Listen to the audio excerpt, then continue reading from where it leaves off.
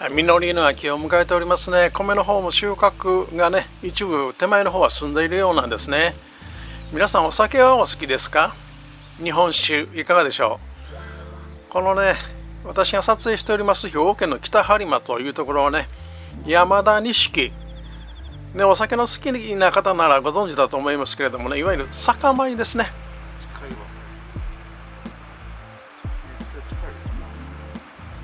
このスズメは米には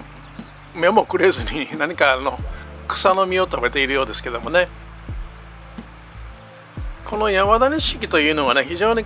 有名なこの兵庫県北播磨というのはね、有名な産地になっておりますし、もともとね、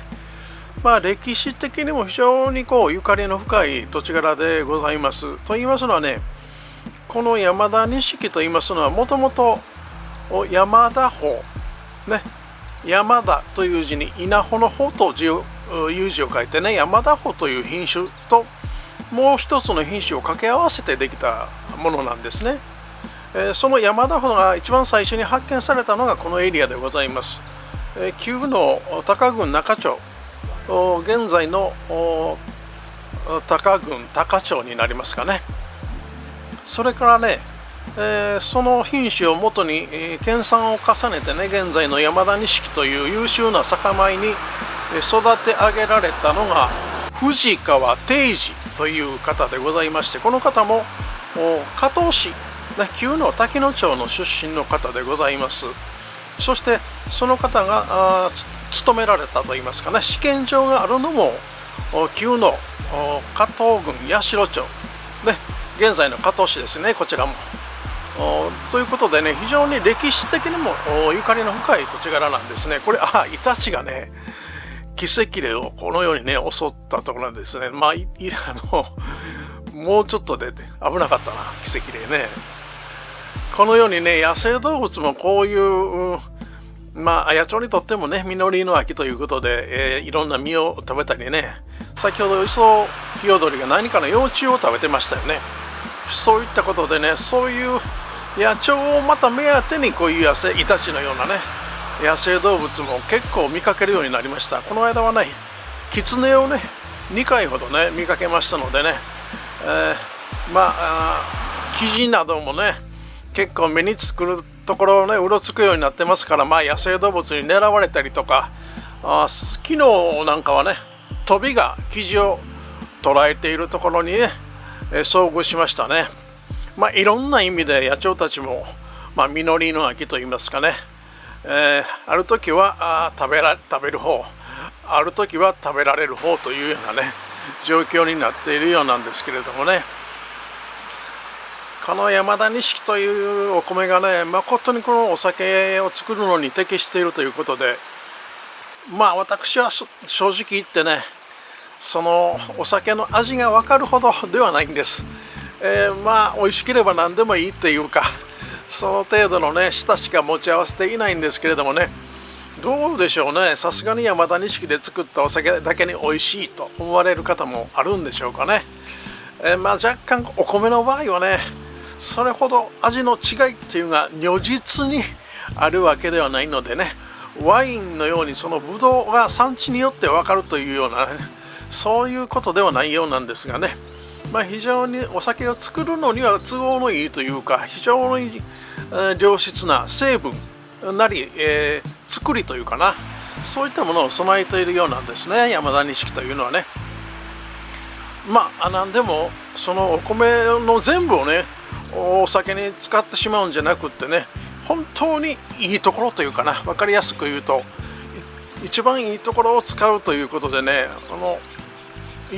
いいお酒というかな、3割ほどしか使ってないお酒もあるそうなんですよね。いわゆる純度の高いと言ったらいいのか、表現はちょっと分かりませんけれどもね、そういうことで、じゃあ他の残りはどうなるんだ、米ぬか7割米ぬかなんかとかね思いますけれどもね、それとか米粉、ただね、こういう山田錦の米粉を使ったパンとかね、これまた美味しいんですよ。なんでしょう、米粉を使ったパンって皆さん結構今ありますもんね。結構食感がなんて言うんでしょう、もっちりというんかな、よく言われる。それとかクッキーもねありますよ。ですからこのエリアにいろんなそういった特産物を販売している施設に行きますとね、そういったものも販売しております。ぜひね、またえらい北播磨の宣伝してるようですけれどもね、本当に美味しいのでね、お酒だけではなしにね、そういったいろんなものに山田錦というのは使われているのでね、またこう食べたり飲んだりしていただきたいと思うんですね。何分皆さんご存知ですよね、お酒の消費量がそれでなくても国内はね減少傾向にあるというかね、そういう、逆に海外ではね日本酒の評価が高まっているというようなこともあるようなんですがね、日本国内ではこのコロナのこともあって飲食店の方、そしてそこへお酒を卸しておられる方、さらには農家までね、非常な打撃があるようでございますので、皆さんぜひね、また山田錦だけではなくってね、お酒、日本酒ですね、これ私は飲んでみたいと思うんですよね。飲み過ぎにはいろいろダイエットとかいろんなね体のこともあるんですけれども、もともとがねどちらかというと嫌いではない方なんでね、この秋のまた食欲の秋にいろいろ合うじゃないですか、お酒というのはね。でこちらセグロ赤霊劇場やね、これほんまこれにはね、セグロ赤霊がこのように接近してくると何かが起きるというね、しばらくご覧いただきましょうか。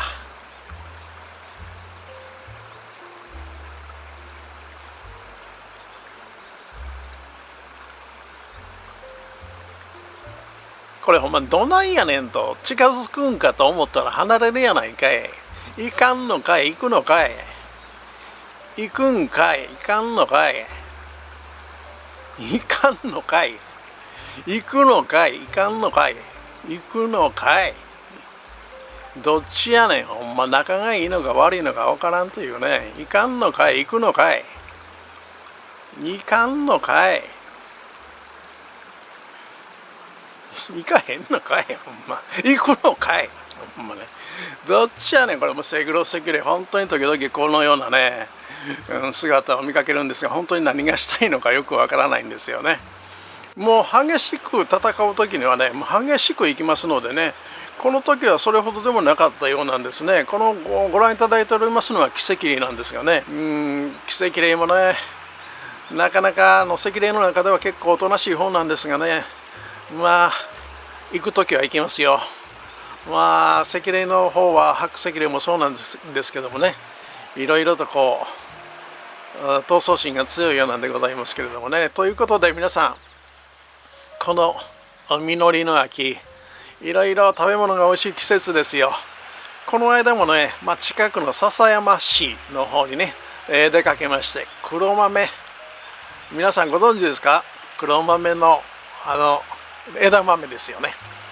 これはまたちょっとね、ビールのあてには最高というかな。そして栗ですよ今。これがねもう最高に美味しい季節を迎えておりますね。この北播磨のエリアでもね、黒豆も販売されている、そういうのを道端でもね、そういう姿を見ることもできますのでね、またこちらの方にお越しになった時にはね、また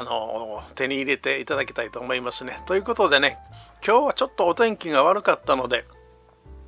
早めに切り上げてきたんですがね、ここ1週間ほどのびたけを見かけていた農地ね、そこには今日はいなかったですね。それからコシアカツバメは2羽ほど見かけたんですがね、ここ4日ほど続けてたくさんのコシアカツバメを撮影にチャレンジしてたんですがね、今日はそれほど見かけなかったのでね、本当にいよいよお別れの時期が来ているのかなという気もいたしますね。このチャンネルではご覧の通り、この野鳥などを撮影しながら兵庫県北播磨から季節の移り変わりをお送りしております。また気が向いたらお越しください。お酒おいしい季節やで。